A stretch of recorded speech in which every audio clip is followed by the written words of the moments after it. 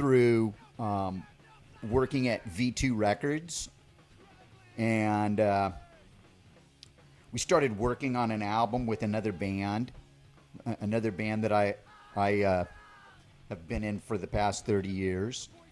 And things didn't work out the way that they were supposed to. So we just said, hey, it's time to start a band of our own. And here we are. And then I was at Eagle Rock Center for Performing Arts, close to this neighborhood one night, and I ran into my old friend Keith, and he said, hey, I'm starting a new band with Dimitri from Burning Bright. That's the best Keith impersonation I can do. And they had both talked about me playing bass. You did Texas and then the 2 shows in California so far? Well, we played 3 shows at the South by Southwest and accomplished what we wanted to accomplish.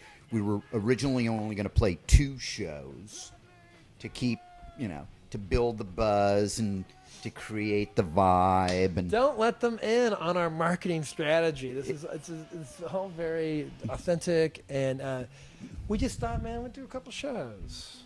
Yeah, keep the mystique alive. And we were actually approached by the South by Southwest itself to do an official South by Southwest show at Emo's Junior, which turned out to be a genius move on our behalf because it was completely packed, and that was the one that, like all of the industrious, all the people that work in showbiz were there. We did the 3 shows in Texas, and since then we've done 2 other shows. We've played the 6th Street Warehouse, which was a show that we set up. It was we played 3 other shows. 3 other shows. Okay. Yes, because we played the Protex pool party down played at a pool party, and then we played up in San Francisco. So we've played a grand total of 6 shows, and we're being taunted now. The English press is calling us probably the greatest thing that's ever happened to amplified loud music, and that we're the saviors of rock and roll. And we played 6 shows. We played the 6th Street Warehouse. Dave, you were there. You saw what we were about. It.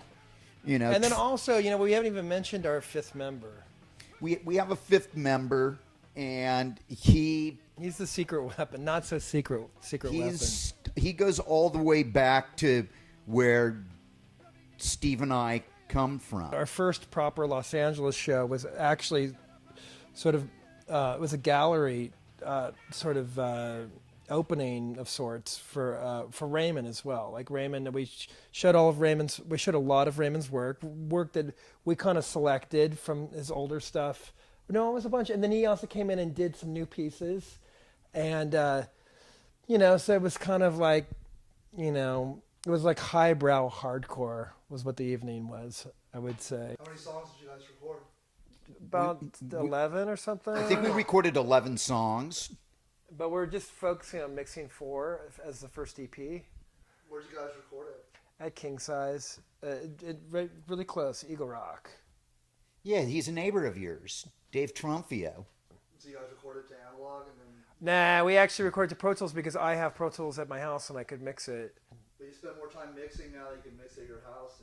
Well, I mean, it's like when it's open in, when you have your own facility, it kind of like when is the painting done? When in the old days it used to be like, well, we've got $300 and that gives us 12 hours of recording time. So that's when the clock strikes whatever, when that big hand reaches the 12, then we better be done with the painting because that's all we've got time for. But now it's kind of like, well, we could keep adding a stroke here or there, or it's lazy Sunday. Let's reinvent this painting even.